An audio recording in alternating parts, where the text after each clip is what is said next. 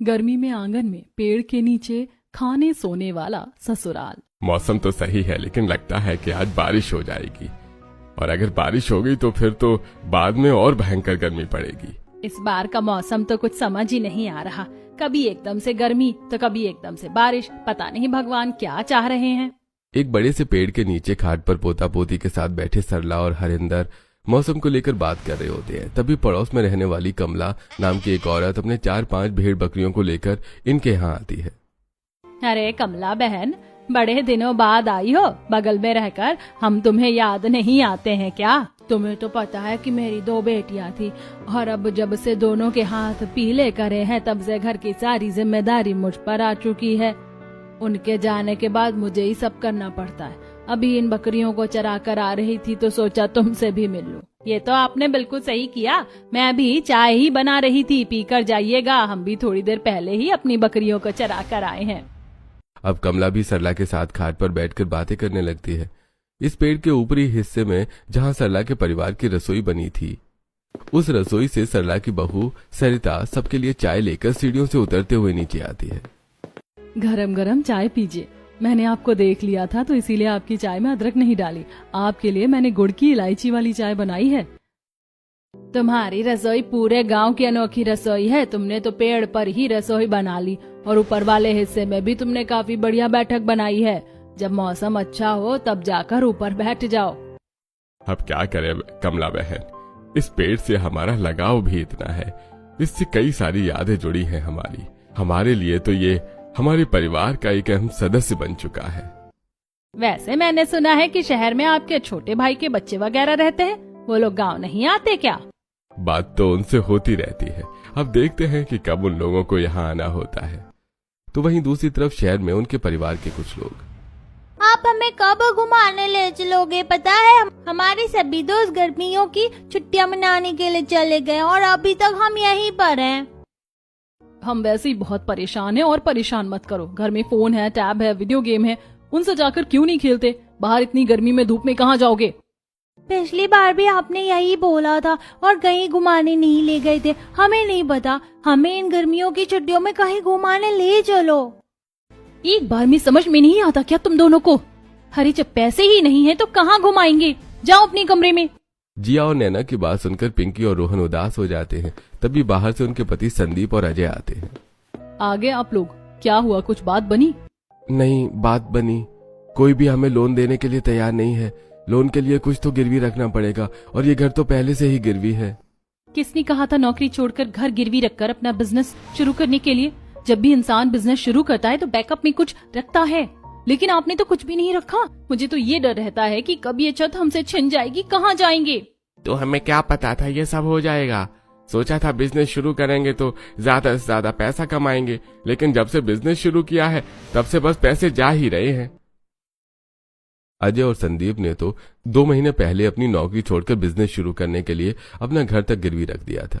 शुरुआत के कुछ समय तो उनका बिजनेस अच्छा चला, लेकिन धीरे धीरे लॉस की वजह से उनका पैसा चला गया, और अब आखिर में ऐसी नौबत आ जाती है कि उन लोगों को खुद नहीं पता होता कि कब उनके सिर से ये छत छिन जाएगी। इसी तरह दिन गुजरता है, और रात को जब सब खाना खा रहे होते हैं, रोहन, पिंकी, तुम दोनों खाना क्यों नहीं खा रहे हो? आज तो तुम्हारी पसंद की सब्जी बनी है, फिर भी। हमें नहीं खाना, हम भूखे रहेंगे। हाँ तो रहो भूखे। अरे जब पैसे नहीं है तो कहाँ से तुम्हें घुमा कर लेकर आए? यहाँ ये डर है कि कल को राशन खत्म हो गया तो क्या होगा, और इन लोगों को घूमने की पड़ी है।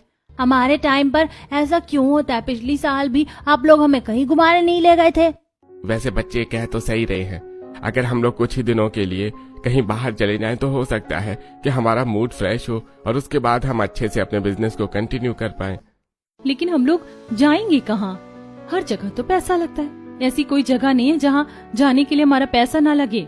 जिया की बात सुनकर अजय और संदीप एक दूसरे को देखने लगते हैं, जिसे देखकर नैना, आप लोगों के मन में जो चल रहा है ना, उसे मन में ही रखिए, क्योंकि हम तो वहाँ जाने से रहे। अरे तो कोई और जगह है जहाँ हम जाएं और हमारा पैसा ज्यादा खर्च न हो। गांव से अच्छी और कोई जगह नहीं है। जब भी ताई ताऊ जी से बात होती है तो वो हमेशा एक ही चीज का ताना मारते हैं कि हम शहर जाकर उन्हें भूल गए, इसी बहाने उन लोगों से भी मिल लेंगे। हम गांव जा रहे हैं, गांव में तो बहुत मजा आता है। ये सिर्फ कहने की बात है, वरना गांव में कोई मजा नहीं आता। इसीलिए तो शादी के इतने सालों बाद तक आज तक मैं कभी गांव नहीं गई। देखो, अगर कहीं बाहर चलना है तो वो गांव ही है, क्योंकि वहां हमारे पैसे खर्च नहीं होंगे। और रही दूसरी बात, तो हमें बाहर जाकर सुकून भी काफी मिलेगा। अब जो भी सोचना है सोच लो, कल तक मुझे बता देना। हमें गाँव ही ले चलो, इसी बहाने कहीं तो घूमेंगे। जिया और नैना का गांव के नाम से ही मुंह बन जाता है, लेकिन अब मजबूरन पैसे की कमी के चलते अब उनको गांव जाने के लिए हामी भरनी पड़ती है। अगले दिन ही संदीप पूरे परिवार की गांव जाने की टिकट बनवा लेता है, और जब कॉल करके इस बारे में वो गांव में अपनी ताई जी को बताता है तो तुम लोग गांव आ रहे हो? पता है हम कब से इस दिन का इंतजार कर रहे थे। जल्दी आ जाओ बच्चों, फिर मैं तुम्हें अपने हाथों की बढ़िया बढ़िया चीजें बनाकर खिलाऊंगी। माँ, कौन आ रहा है गांव? अरे तेरे शहर वाले भैया भाभी आ रहे हैं गांव अगले हफ्ते ही। यह खबर सुनकर लक्षिता अब जल्दी से सरला के हाथ से फोन लेती है और सीधा सीढ़ियों से चढ़ते हुए पेड़ के ऊपर बनी बैठक पर जाती है और अपने भैया भाभी से कॉल पर बात करने लगती है। भाभी, आप लोग जल्दी आ जाइए। पता है मैं कब से आपसे मिलना चाहती थी। अब जल्दी से आपका पूरा परिवार हमारे पास आ जाए। अरे तू ही कॉल पर बात करती रहेगी या मुझे भी करने देगी? तुम लोग जल्दी से आ जाओ, और जब भी ट्रेन गांव पहुंचने वाली हो तो सबसे पहले बता देना मुझे, मैं आ जाऊंगा तुम्हें लेने के लिए। बारी बारी करके पूरा परिवार संदीप और अजय से कॉल पर बात करने लगते हैं, और सबसे बात करने के बाद अब जब कॉल कट जाती है तो देखा, ये लोग हमारे आने की खबर से कितने ज्यादा खुश हो गए। तो अब सोचो, जब हम वहां जाएंगे तब ये लोग कितने खुश होंगे। ये तो बस दिखावा है। इन लोगों का तो हमसे भी पक्का मुंह बना होगा, इतने सालों से जो हम उनके यहाँ नहीं गए। इसी तरह वक्त गुजरता है और आज संदीप और अजय अपने परिवार के साथ अपने गांव पहुंचते हैं। गांव आने की वजह से नैना और जिया ने जीन्स टॉप छोड़कर स्लीवलेस ब्लाउज वाली साड़ी पहनी होती है, और जैसे ही वो स्टेशन पर उतरते हैं तो आसपास बैठे गांव के लोगों ने घूर घूर कर देखने लगते हैं। मम्मी, इतने सारे स्ट्रेंजर्स हमें क्यों देख रहे हैं? पता नहीं बेटा, इसीलिए मैंने तुम लोगों को गांव आने से मना किया था, लेकिन नहीं, तुम लोगों को ही गांव आने की पड़ी थी। अब आ गए हैं तो मूड अच्छा कर लो, शहरी लोग हैं, पहली बार गांव आए हैं तो देखेंगे ना लोग। तुम लोग यहीं लोगों के साथ रहो, मैं तब तक गाड़ी का इंतजाम करता हूँ। रेलवे स्टेशन से बाहर जाने पर संदीप को सिर्फ ढेर सारी बैलगाड़ियां ही मिलती है, जिसके बाद अब पूरे परिवार को उन बैलगाड़ियों पर बैठकर ही घर की तरफ जाना पड़ता है। मम्मी, इसमें तो काफी ज्यादा मजा आ रहा है। पापा ने कहा था ना कि वो एक बड़ी सी कार लेंगे, उनसे बोलो कार के बदले वो यही ले ले। मैं तो इसमें रोज स्कूल जाऊंगा। यहाँ इन कच्चे रास्तों के झटके खा खा कर मेरी कमर की बैंड बज गई है, और तुम लोगों को इस बैलगाड़ी में मजा आ रहा है। थोड़ी देर में वो सभी सीधा घर की तरफ पहुंच जाते हैं, जहां उनका गांव का पूरा परिवार मिलकर बैंड बाजे के साथ स्वागत करता है। तो वहीं पूनम हाथों में आरती की थाली लिए खड़ी होती है, जिसे देखकर पता है तुम लोगों को देखने के लिए मेरी आंखें तरस गई थी। मनोहर और गंगा के जाने के बाद तुम लोग तो ऐसे शहर गए कि शहर के ही होकर रह गए, कभी गांव आए ही नहीं। बाबू चलो अब जल्दी से सबके पैर छूकर आशीर्वाद लो। अपनी भाभीयों के पैर छूना मत भूलना, उम्र और रिश्ते दोनों में तुमसे बड़ी है। नैना और जिया अब हल्का सा मुंह बनाकर सभी के पैर छूने लगती हैं कि तभी सरला, ऐसे भी कोई पैर छूता है क्या? जरा ढंग से छुओ। इतना कहकर सरला अपनी दोनों शहरी बहुओं को अच्छे से ठोक ठोक के आशीर्वाद देती है। तो वहीं अब पूनम सभी के सिर पर तिलक लगाकर आरती उतारती है, और सब आकर आंगन में बिछी एक बड़ी सी चारपाई पर बैठ जाते हैं। मम्मी, मैं बोर हो रहा हूँ, मुझे टीवी देखना है। रास्ते में भी आपने मुझे फोन नहीं दिया। जब देखो फोन फोन। अरे यहाँ कहाँ से टीवी लाऊं? तुम्हारे लिए गांव में टीवी नहीं होता। और आओ गांव घूमने के लिए। कम से कम शहर में होते तो हम आराम से एसी में, और तुम टीवी के सामने बैठे होते। अरे मैंने कहा था ना, जब आओ तो कॉल कर देना, और तुम लोगों ने कॉल क्यों नहीं की? अरे भैया, आपको क्या ही परेशान करते, रास्ता तो हमें याद ही था, हम खुद चले आए। सभी आपस में बातें करने लगते हैं। तभी ऊपर पेड़ पर बनी रसोई से सरिता और पूनम लक्षिता के साथ नाश्ता लेकर आ रही होती हैं, जिसे देखकर नीचे खाट पर बैठे जिया और नैना के तो होश उड़ जाते हैं। तो वहीं उन्हें देखकर सरला, अरे बहू क्या देख रही हो? हमारी रसोई देख रही हो ना? जानती हूँ, जो भी पहली बार देखता है उसका मुंह ऐसा का ऐसा ही खुला रह जाता है। ताई जी के घर पर तो कुछ अनोखी रसोई है। गांव में क्या लोग इसी तरह पेड़ों पर चढ़कर खाना बनाते हैं? सबसे पहले वो ठंडा ठंडा सत्तू का शरबत पीते हैं, जो संदीप और अजय को भी काफी पसंद आता है। लेकिन वहीं नैना, जिया और उनके बच्चे फौरन सत्तू का शरबत मुंह से निकाल देते हैं। मम्मी, ये क्या था? बहुत गंदा टेस्ट है इसका, मुझे नहीं पीना ये। आप मेरे लिए पेप्सी या फैंटा लेकर आओ, मुझे वो पीना है। लेकिन ये सब तो पेट के लिए बिल्कुल भी अच्छा नहीं होता। हमारी टीचर है ना, वो हमें ये सब पीने से मना करती है। सत्तू का शरबत पेट के लिए बहुत अच्छा होता है, हम तो रोज पीते हैं। तभी रोज पीते हैं। कितना गंदा टेस्ट था इसका, ऐसा लग रहा है कि जैसे किसी ने पानी में बेसन घोल कर दे दिया हो। वो चने के आटे का बनता है, इसीलिए तुम्हें ऐसा लग रहा होगा। और पहली बार पिया है ना, तो ऐसा होता है। रोज पियोगी ना तो आदत पड़ जाएगी। नैना और जिया को आए हुए अभी घंटा पर भी नहीं हुआ था और उनका अपने गांव वाले इस परिवार से मुंह बन जाता है।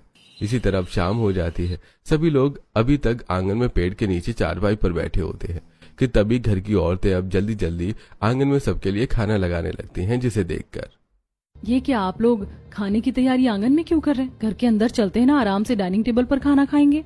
अरे बहू, हमारे यहाँ टेबल वगैरह नहीं होती खाने के लिए। हम गांव के लोग तो इसी तरह घर के अंदर या आंगन में जमीन पर बैठकर खाना खाते हैं। और मौसम देखो कितना अच्छा हो रहा है, ऐसे मौसम में तो आंगन में ही खाना खाना अच्छा लगता है। खुले पेड़ के नीचे आंगन में बैठकर खाना खाने की बात सुनकर नैना और जिया का दोबारा से मुंह बन जाता है। तो वहीं अब जब सब खाना खाने के लिए बैठते हैं तो हमें कार्टून देखते हुए खाना खाना है, उसके बिना हमें खाना अच्छा नहीं लगता। हमारा कोई कार्टून लगा दो। अरे बच्चों, खाना खाते हुए ऐसी चीजें नहीं देखते। अब हमारे बच्चों को देख लो, दिन भर में मुश्किल से आधा घंटा फोन में कुछ देखेंगे, वरना या तो पढ़ाई या फिर बाहर जाकर खेलकूद। और तुम्हारी उम्र के बच्चों को तो फोन से दूर ही रहना चाहिए। भैया, अब आप ही समझाओ इन लोगों को। मैं तो समझा समझा कर थक गया हूँ। जैसे ये बच्चे हैं वैसे इनकी माँ है, दोनों ही हमेशा फोन में घुसी रहती हैं। अजय की ऐसी बातें सुनकर नैना और जिया का मुंह बन जाता है और एक दूसरे के कान में खुसर फुसर करते हुए, इन लोगों की जुबान कुछ ज्यादा ही नहीं चल रही है। अकेले में मिले तब बताऊंगी इन्हें मैं। मेरा तो ये खाना खाने का मन ही नहीं कर रहा। देखो ना कितना सादा है, ऊपर से पता नहीं किस किस तरह की सब्जी बना दी है। अरे जिया, नैना, तुम दोनों खाना क्यों नहीं खा रही हो? शर्माओ मत, लगता है तुम्हें और सब्जी चाहिए। मैं और डाल देती हूँ। सरिता नैना और जिया की प्लेट को भर देती है। तो वहीं अब आंगन में इस तरह पेड़ के नीचे खुले में बैठकर खाना खाने के बाद अब वो सभी मिलकर बिस्तर लगाने लगते हैं, जिसे देखकर आप लोग बिस्तर आंगन में क्यों लगा रहे हैं? ये मत बोलिएगा कि जिस तरह हमने आंगन में बैठकर पेड़ के नीचे खाना खाया उसी तरह अब हमें सोना भी होगा। अरे भाभी, आप तो बड़ी समझदार हो। सही कहा आपने, हम इसी तरह आंगन में सोते हैं। और फिक्र मत करिए, हम आपके लिए मच्छरदानी भी लगा देंगे, जिससे मच्छर परेशान नहीं करेंगे आपको। जिया और नैना को गुस्सा तो बहुत आता है। मच्छरदानी लगाकर लेटने से मच्छर तो नहीं काटते, लेकिन जमीन पर चल रही चींटियां उन्हें काटने से खुद को रोक नहीं पाती। क्या मुसीबत है, पहले तो इतनी सड़ी गर्मी में हमें इस गांव में आना पड़ा, फिर ना जाने क्या क्या उल्टा सीधा खाया और अब इस तरह खुले में ऐसे सोना पड़ रहा है। जहां अजय और संदीप तो एडजस्ट करके सो जाते हैं, वहीं नैना और जिया काफी परेशान रहती हैं। आधी रात को उन्हें जैसी हल्की हल्की नींद आने लगती है तो वहीं हरिंदर के खतरनाक खर्राटों से उनकी नींद उड़ जाती है। अरे कोई इस बुढ़े के मुंह में रुई ठूस दो, कितनी तेज खर्राटे ले रहा है। भगवान, ऊपर से पेड़ रात में कितना डरावना लग रहा है। ऐसा लगता है कि अब जैसे ही आंखें बंद करके खोलूंगी वैसे इस पर कोई चुड़ैल लटकती हुई नजर आएगी।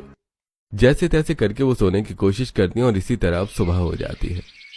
ये क्या कर रहे हैं आप? छोड़िए ना, कोई देख लेगा। अरे कौन क्या देख लेगा, होश में आओ। संदीप की आवाज सुनकर नैना जैसे ही अपनी आंख खोलती है तो देखती है कि उसकी साड़ी एक बकरी के मुंह में है। यह देखकर नैना पीछे होते हुए एकदम से डर के मारे चिल्लाती है। अरे तुम तो ऐसे डरी जैसे तुम्हारी साड़ी बकरी के मुंह में नहीं बल्कि डायनासोर के मुंह में हो। भगवान, क्या मुसीबत है, कहाँ आकर फंस गई मैं। वैसे ये जिया कहाँ है, कहीं दिख नहीं रही। वो तो फ्रेश होने के लिए गई है भाभी और बहन के साथ खेतों में। क्या कहा, खेतों में? नैना इससे पहले संदीप से कुछ और पूछती कि तभी वहां जिया लोटा लेकर आती है। क्या नैना, क्या बताऊं मैं, यहाँ तो फ्रेश होने के लिए भी खेतों में जाना पड़ता है। कहाँ फंस गए हम आकर। पहली सुबह ही यही हाल है हमारा, अभी तो ना जाने कितनी सुबह यहाँ गुजारनी है हमें। अब नैना भी बिस्तर से उठ जाती है, जिसके बाद अब सरिता और पूनम नैना और जिया को अपने साथ अपने पेड़ के ऊपर बनी रसोई में ले जाती हैं, जहां वो दोनों नाश्ता बना रही होती हैं। तो वहीं नैना और जिया उनकी मदद करती हैं। वैसे रसोई तो नीचे आंगन में भी बनाई जा सकती थी ना, इस तरह पेड़ पर बनाने की क्या जरूरत थी। अरे हम सब खाना पीना सोना आंगन में ही करते थे ना, और परिवार भी काफी बड़ा है। अगर रसोई वहाँ नीचे बनाते तो जगह कम पड़ जाती, इसीलिए यहाँ बना ली। और ऊपर रसोई बनाने की वजह से यहाँ हवा भी लगती रहती है। वैसे तुम दोनों को हमारी मदद करने की जरूरत नहीं है, कुछ दिनों के लिए तो आई हो, आराम से बैठो, ठंडी हवा खाओ। कुछ ही देर में सारा नाश्ता बन जाता है। नाश्ते के बाद अब घर की सभी औरतें जिया और नैना को लेकर सीधा नदी किनारे आ जाती हैं और नदी के अंदर जाकर अरे जिया नैना, तुम दोनों भी आ जाओ, पानी काफी ठंडा है, शरीर सुस्त से चुस्त हो जाएगा नहाकर। हमें इस तरह खुले में नहाने की आदत नहीं है, घर में जो बाथरूम है हम उसी में जाकर नहा लेंगे। अरे भाभी वहाँ भी नहा लेना, लेकिन यार ठंडे पानी में तो मजे लो। जिया और नैना दोनों ही नदी में नहीं जाती और किनारे किनारे ही घूमने लगती हैं कि तभी एकदम से नैना का नदी किनारे बड़े कीचड़ में पैर फिसलता है और वो सीधा नदी के ठंडे पानी में जा गिरती है। नैना चाची तो खुद ही पानी में गिर गई। अरे जिया बहू, अब तू क्या देख रही, तू भी आ जा। सभी के कहने पर जिया भी नदी के ठंडे पानी में आ जाती है। पानी में आने के बाद नदी का पानी तो काफी ठंडा है और ताज़ा भी लग रहा है। नहीं तो क्या, इसीलिए तो हम यहाँ रोज आते हैं, गर्मियों में यही तो मजे हैं। वो नदी के ठंडे पानी को काफी एंजॉय करते हैं और अब उन्हें सभी औरतों के साथ कपड़े बदलने पड़ते हैं। बस अब यही बाकी रह गया था, इज्जत का तो लोगों ने फालूदा कर दिया। ऐसे ही अब कुछ दिन गुजर जाते हैं। संदीप और अजय फिर से काम करने के लिए शहर चले जाते हैं। कुछ दिन और गुजर जाते हैं। नैना और जिया शाम के वक्त जैसे ही अपने कमरे से बाहर आती हैं तो देखती हैं कि घर के सभी लोग आंगन में बैठकर गाय के गोबर से उपले बना रहे हैं, जिसे देखकर ईयू, आप लोग ये क्या कर रहे हैं? इस तरह गाय की पॉटी में हाथ क्यों डाला है आपने? छी! अरे बेटा, ये हमारी गाय माता का गोबर है और इसके बने हुए उपलों पर तो खाना बनाते हैं हम लोग। हाँ तो मैं कह रहा हूँ कि तुम भी आकर बनाओ हमारे साथ। मुझे तो यहाँ तक बदबू आ रही है, छी, मैं इसे टच भी नहीं करूंगी। बेटा तुम्हारे ताऊ जी मजाक कर रहे हैं, हमें पता है, शहरी लोगों को ये सब बिल्कुल नहीं पसंद। तुम सब बस जाकर हम सब के लिए चाय बनाकर ले आओ। अब नैना और जिया सीधा चढ़ते हुए ऊपर जाती हैं और पहले से ही जल रही चूल्हे पर चाय बनाने लगती हैं कि तभी वहाँ एकदम से दो छोटे छोटे बंदर के बच्चे आ जाते हैं। इसे देखकर भगवान, अब ये मुसीबत कहाँ से आ गई? कोई बचाओ हमें। नैना और जिया की चिल्लाने की आवाज सुनकर सुरेश और प्रदीप भागे भागे ऊपर जाते हैं और उन बंदरों के बच्चों को देखकर, अरे जान ही निकाल दिया आपने हमारी। अरे ये तो अक्सर यहाँ आते रहते हैं, वो केले रखे हैं ना, वो दे दो इन्हें, अपने आप चले जाएंगे। नैना और जिया उन दोनों बंदरों को देखकर इतना डर जाती है कि भागकर सीधा नीचे आ जाती है। इसे देखकर सभी घरवाले हंसने लगते हैं। इसी तरह कुछ दिन और गुजर जाते हैं। नैना और जिया कमरे में आराम कर रही होती है कि तभी लक्षिता कुछ पड़ोसनों के साथ एकदम से कमरे में आ जाती है। इन लोगों में प्राइवेसी नाम की कोई चीज नहीं है क्या? शहर में कोई इस तरह से किसी के कमरे में घुसा है ना तो बहुत गंदी इंसल्ट करते हैं। तुम आए हो शहर से? उनकी बहू, बहुत सुना है तुम्हारे बारे में, तुम दोनों तो बड़ी सुंदर सी हो। सच में शहर के लोग होते तो बड़े प्यारे हैं। हमारे बेटे की भी शहर में नौकरी लगी, अगले महीने वो भी शहर चला जाएगा, वहाँ तो मुझसे मिलना। वैसे कुछ भी बोलो, इन गाँव के लोगों के बीच में तो सच में सेलिब्रिटी वाली फीलिंग आ रही है। ऐसा लग रहा है शहर से नहीं बल्कि विदेश से आई हूँ। कुछ कुछ मामलों में जिया और नैना को उनका गांव वाला ससुराल काफी अच्छा लगता है, तो वहीं बहुत से मामलों में वो अभी भी गांव और वहां के लोगों से चिढ़ी हुई थी। ऐसा लगता है कि किसी फार्म में भेड़ बकरियों के साथ सो रही हूँ, ठीक से पैर फैलाने की भी जगह नहीं है। आज फिर से सबके साथ आंगन में इस तरह खुले में सोने की वजह से जिया काफी परेशान हो रही थी कि तभी जिया के बगल में सो रही उसकी जेठानी एकदम से पाद छोड़ती है, जिसकी बदबू सूंघकर, हाय हाय कितनी गंदी बदबू है, ऐसा लग रहा है कि मेरी नाक के 4 बाल जल गए हो। छी! इधर जिया बदबू से परेशान होती है तो वहीं दूसरी तरफ नैना गुस्से में शालू के पेट पर तेज लात मार देती है। कुछ दिन और किसी तरह बर्दाश्त करना है, हमारे पति भी शहर चले गए, एक बार उनसे मिलूं तब बताऊंगी। नैना और जिया जैसे तैसे करके अपने गुस्से को शांत करके गांव में एडजस्ट करने की कोशिश कर रहे थे। ऐसे ही एक दिन, अरे पिंकी, रोहन, दोनों कब से खेल रहे हो? थके नहीं हो आज तुम दोनों? नहीं, हमें बहुत मजा आ रहा है। शहर में तो कोई हमारे साथ खेलता ही नहीं था, लेकिन गांव में हमारे कितने दोस्त बन गए। पिंकी, हम लोग बर्फ पानी भी खेलेंगे, बहुत मजा आएगा, और फिर बर्फ पानी के बाद हम चैन चैन खेलेंगे। पता नहीं बच्चे शहर से गांव में आकर कौन कौन से गेम सीख गए, लेकिन अच्छा है कम से कम यहाँ ये थोड़ी भागम दौड़ी तो कर रहे हैं, वरना शहर में तो टैब और फोन से इनका ध्यान ही नहीं हटता था। अब कुछ दिन और गुजरते हैं और आज नैना और जिया अपनी ताई सास और भाभीियों के साथ मिलकर खाना बनाने में मदद करती हैं। पूनम और सरिता गर्मा गर्म रोटियां बना रही थी, तो वहीं नैना और जिया ले जाकर सभी को आंगन में रोटियां परोस रही होती हैं। भगवान कितना खाते हैं ये लोग, 4 चक्कर लगवा दिए, मेरे तो पैरों में दर्द शुरू हो गया। इधर नैना रोटी परोस रही होती है तो वहीं जिया सबको सब्जी डाल रही होती है। अरे जिया बहू, अंदर कमरे में दही की हांडी टंगी होगी, उसमें से सबके लिए दही ले आ। जिया अब कमरे में जाती है और जैसी उस टंगी हुई हांडी से दही निकालने लगती है कि तभी गलती से जिया सारा दही अपने ऊपर ही उड़ेल लेती है। मम्मी पापा, ये कहाँ आ गई मैं। बेचारी जिया जैसे तैसे करके खुद को साफ करती है। ऐसे कुछ दिन गुजर जाते हैं और आज पूरे परिवार वाले दिन के समय खेतों में जाते हैं, जहां प्रदीप और सुरेश सबके लिए ढेर सारे गन्ने लेकर आते हैं। तो वहीं रजत और शालू फुर्ती से पेड़ पर चढ़कर ढेर सारी कच्ची कैरी तोड़कर नीचे फेंकते हैं और सभी पेड़ की छांव में बैठकर गन्ने और केरियां खाते हैं। ये कच्ची कैरियां तो खाने में बड़ी चटपटी लग रही, मैं एक और खाऊंगी। अभी तो आपने कच्ची कैरी की बनी हुई चटनी नहीं खाई है, सिलबट्टे पर बढ़िया चटनी बनती है, आज वही बनाऊंगी आपके लिए। अब गन्ने और केरियां खाने में लगे होते हैं सब, तो वहीं हरिंदर एक बड़े से पेड़ पर झूला लगा देता है। अरे खाना पीना हो गया हो तो आओ आकर झूला झूलो। जब वो गांव के झूले पर झूलते हैं तो उन्हें काफी ज्यादा अच्छा लगता है। अब शाम के वक्त जब नैना और जिया सभी के साथ घर आ रही होती है तो नैना को रास्ते में एक छोटा सा बच्चा दिखता है। उसे देखकर नैना उसे प्यार से गोद में उठा लेती है। ये बच्चा कितना प्यारा है ना, क्या नाम है तुम्हारा? इससे पहले नैना प्यार से उस बच्चे को चूमती, तभी जल्दी से पूनम और सरिता उसे रोकते हुए, ऐसा मत करना, ये रिश्ते में हमारे जेठ लगते हैं, जल्दी से नीचे उतारो और घूंघट करके पैर छुओ इनके। क्या इतना सा बच्चा हमारे जेठ लगते हैं? भाई जेठ है रिश्ते में हमारे, जल्दी से घूंघट करके पैर छुओ। सरिता और पूनम की बात सुनकर नैना और जिया के तो होश उड़ जाते हैं। वैसे एक हफ्ता और गुजर जाता है। जब वो खाना खा रही होती है तो कभी बार बार पेट से पत्ते नैना की थाली में गिरते, तो कभी जमीन पर रेंग रही चींटियां जिया की थाली में आ जाती हैं। शहर में तो हम लोग डाइनिंग टेबल पर आराम से एसी की ठंडी हवा में बैठकर खाना खाते हैं, और यहाँ देख लो, इस पेड़ से हमारी काफी सारी यादें जुड़ी हैं, तभी तो हम ज्यादा से ज्यादा वक्त यहाँ गुजारते हैं। कभी आंगन में बैठकर खाते हुए थाली में पत्ते गिरना, तो कभी सुबह सुबह आंगन में सोते हुए चिड़ियों की चहचहाट की आवाज से परेशान होना। इन सब से नैना और जिया काफी थक चुकी थी। हर रोज की तरह दोनों चारपाई पर बैठकर बस इन गर्मियों के दिनों के खत्म होने का इंतजार कर रही थी। वहीं उनके दोनों शहरी बच्चे अब गांव के बच्चों के साथ मिलकर एक के बाद एक गुलाटी मारते हैं, जिसे देखकर हमारे बच्चे तो 2 मिनट ठीक से भाग भी नहीं पाते थे, और यहाँ जब से आए हैं देखो शरीर में कितनी फुर्ती आ गई है। कुछ भी बोलो, लेकिन गांव के लोगों में शहर के लोगों के हिसाब से काफी ज्यादा फुर्ती होती है। अपने दोनों बच्चों को इतने फुर्तीले शरीर के साथ देखकर उनकी माताओं को काफी अच्छा लगता है। वहीं आज घर के सारे मर्द औरतों को बिठाकर खुद चूल्हे पर खाना बना रहे होते हैं और बड़ी ही इज्जत से उनको परोसते हैं।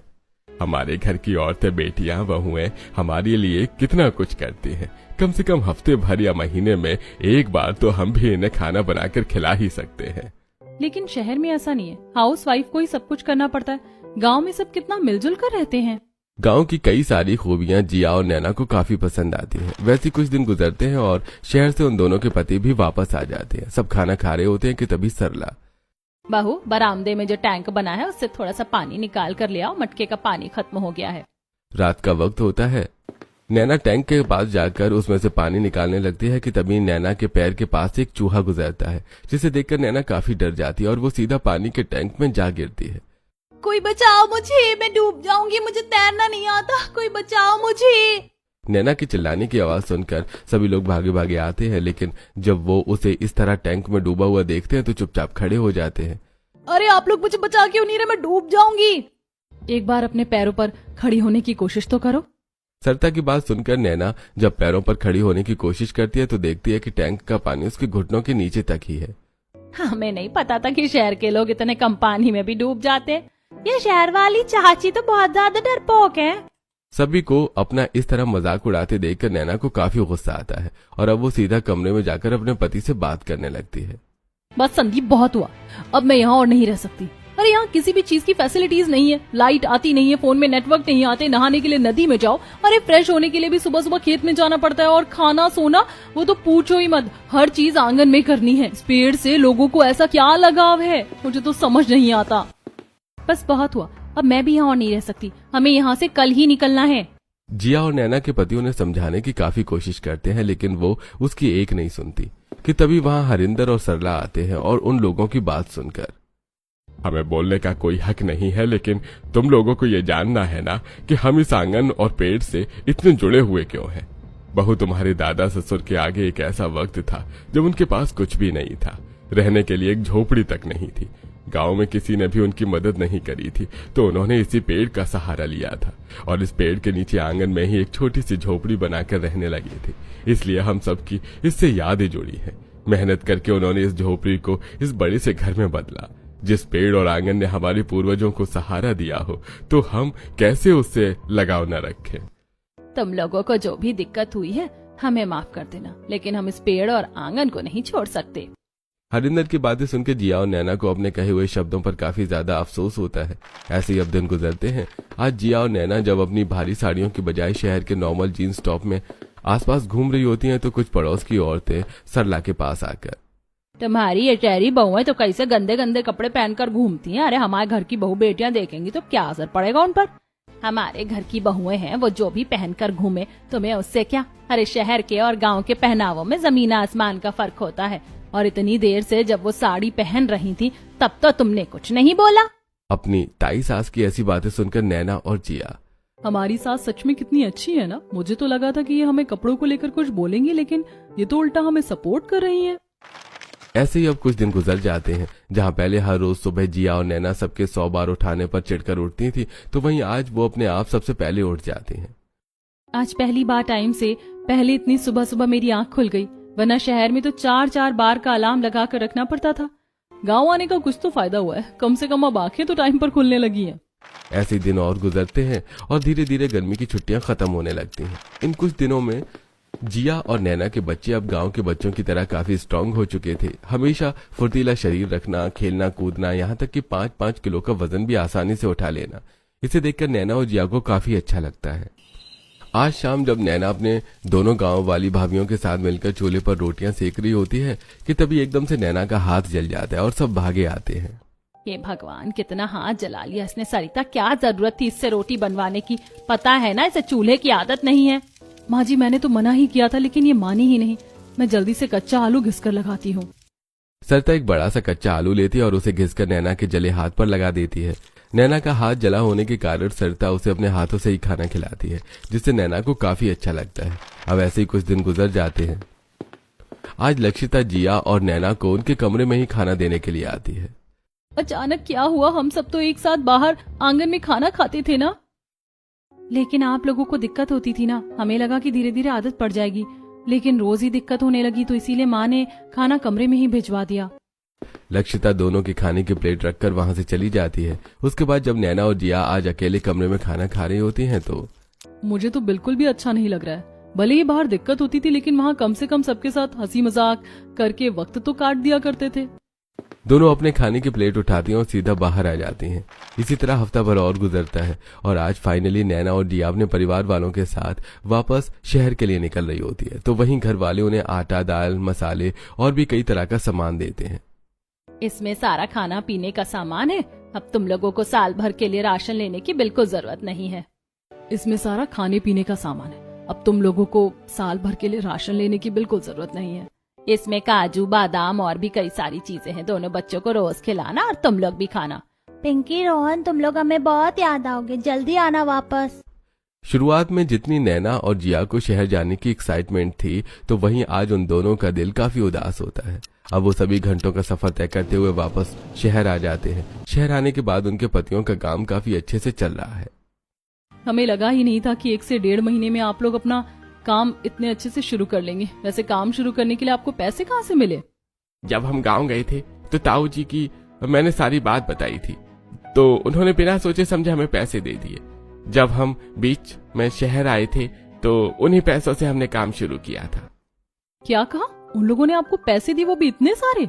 और वो भी बिना ब्याज के, और कहा कि कभी ये पैसे वापस लौटाने की जरूरत नहीं है। तुम लोगों ने उन्हें कितना ही गलत क्यों न समझा हो, लेकिन माँ बाबा के जाने के बाद उन्होंने हमें सगी औलाद जैसा पाला है। संदीप और अजय की बातें सुनकर नैना और जिया को अपने किए हुए बर्ताव पर काफी बुरा लगता है। अब वो अगले ही दिन अपने पति और बच्चों के साथ फौरन गाड़ी पकड़कर शहर से गांव आती है।